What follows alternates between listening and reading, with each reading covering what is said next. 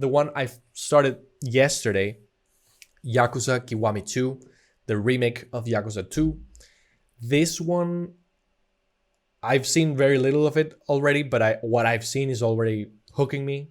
I mean, this Yakuza series, just like with you with Judgment, I am so amazed. Like, I don't know if I'm more amazed by the games or for the fact that they managed to grab me as much. You know what I mean? It's kind of like two separate things in my mind. Yeah, I think for me it's the type of game that like hooks me up, like this story driven RPG, Japanese attention to detail, small map kind of thing. Like I think that's just such a cool formula. Maps are too big in American games. Like I think that Kamurocho has enough detail on its, I don't know, 20 blocks than most open world games out there. Probably a lot more detail than any Ubisoft game released in the past 5 6 years. Yeah, I totally agree. I mean, I was kind of wondering because I was seeing the chronology of games that Ryu Ga Gotoku Studio have released, and it's like 2015 Yakuza 0, 2016 Yakuza Kiwami, 2016 maybe later Yakuza 6, and then to Yakuza Kiwami 2, and then Judgment, and then Yakuza 7. And it's like, how do these people do this? And then I got to the realization that these guys have done 7 Yakuza games, 2 Judgment games, and spin-offs and stuff like that. So yeah, let's say 9 games with the same Kamurocho, and that is cool because it gives them the ability to, have a small area but that feels lived in, which for me they Yeah, totally yeah. deliver on that front. Like, you walk through the streets and you see things moving, you see the neon lights, you see people walking. Like, it's like, since they don't have such a big map, they are able to focus and really fine tune, and I Yeah, yeah. love that. I think it's so awesome. And they repurpose everything from one year to the next, and they improve whatever they think that they can improve, and the other things are just set. Like you eat the same food, you interact the same way. Like it's those things are reused, and they can focus on just writing new stories and writing new sequences and animating new stuff, and I think that's cool because for me it's very important the fact that it's what you're saying, like it feels like a city where things have happened, like where things happen. Like that's the thing with Western games and their big open world things. Something happens in an area and then that's it, that's all that area is used for until at most two things happen in the same place. But here things happen constantly, like this street is dangerous, or this is a street where they try to kidnap my girlfriend, and this is at the same time this is a street where I caught that guy, and like, and the story goes back and forth, and this is where we found the body, and this is where I always eat ramen, and those things really stack up, and they're the same. Like they just keep building on top of that, and it keeps them, instead of being like a new Call of Duty every year, there's a new Yakuza game every year, and they focus on what's cool, which is like writing the story. Yeah, you know what? It's funny you mentioned it because I hadn't given it words, but that feeling that you're describing about, like, you get to know the streets, you get to know the places, and then you kind of, it's not attachment really. It's like, Familiarity, I would say. yeah, Yeah. it's familiarity, but also like, I've witnessed things happen here. And in my case, since I've played like many, like more titles in Kamurocho, like I have history within decades. Like in the 80s I did this, and then in 2018 I did this with Ichiban, and it's very funny, but it's pretty cool. Like it's awesome because you start off thinking of the history, or what is happening with this character while I'm doing this with this character. Because for example, Ichiban goes to prison in 1998, and then Kiryu is also in prison.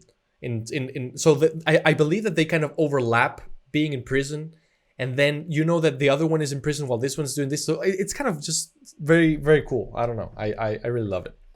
The fact that it spawns around decades and different characters and whatnot makes it endearing. Like it's like you know what you're in for, and I think that some games do that. I think that Days Gone does a little bit of that. Like a lot of things happen in the same areas of the map, and you visit the same locations again for different stories.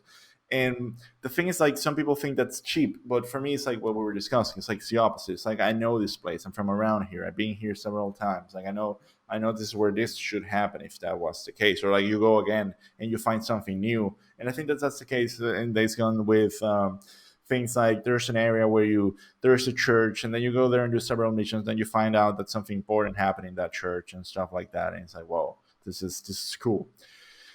And I don't know, and I think that whole thing. Also, Nier Automata did that very much. Like the area is so small, and that keeps you engaged. That gives you the idea of like you inhabited that place. You just like walk through it or just went through the level. I think that Absolutely. backtracking and going back to the same places, it's important for immersion in games, and also kind of like it's not like keeping it realistic, but keeping it like I don't know. Like I don't know how to put it exactly, but it's just like the familiarity is so important in Yeah, this game that they keep you going. Like it's like why I'm gonna play 7 games of this. It's like well because you have to. Like you want to know what happens. It's fun. absolutely. Yeah, no, Yeah, totally. and I'm really excited that I'm probably gonna like try to finish like Judgment this weekend, then continue with Mass Effect. But I'm really excited about Lost Judgment, so I'm gonna be able to like finish this one, then play the next one, which is gonna look like it's looking good.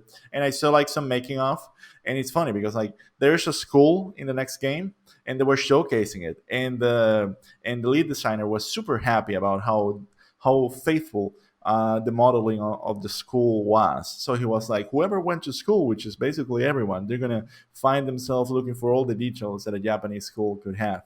And it's like, well, that attention to detail is not there in most games. Like in the West, it's like if fruit doesn't explode, then we're like, oh shit, this sucks.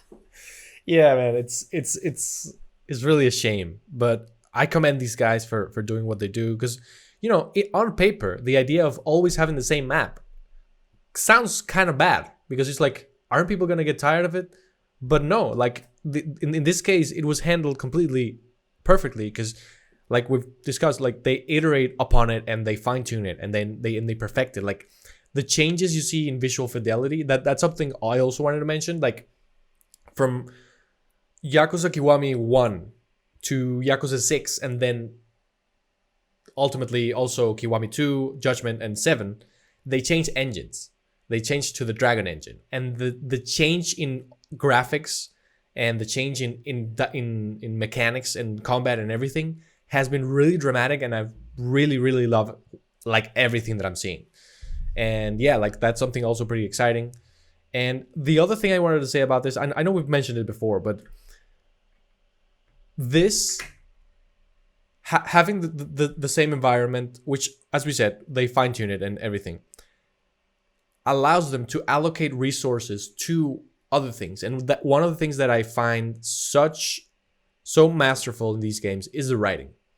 The writers for the Yakuza slash Judgment series, like this is some of the best characters and some of the best things that I've played story wise in a long time, a very long time. So I don't know, like I'm just really excited about having discovered this thing that does things so differently from what I'm accustomed to with the big maps and the not lived in worlds and stuff like that. So yeah, I'm hoping to have all the games finished by when Lost Judgment comes out so that we can both play it at the same time and speak Exactly, about it and and try everything. to find that bastard that killed that guy in the trailer.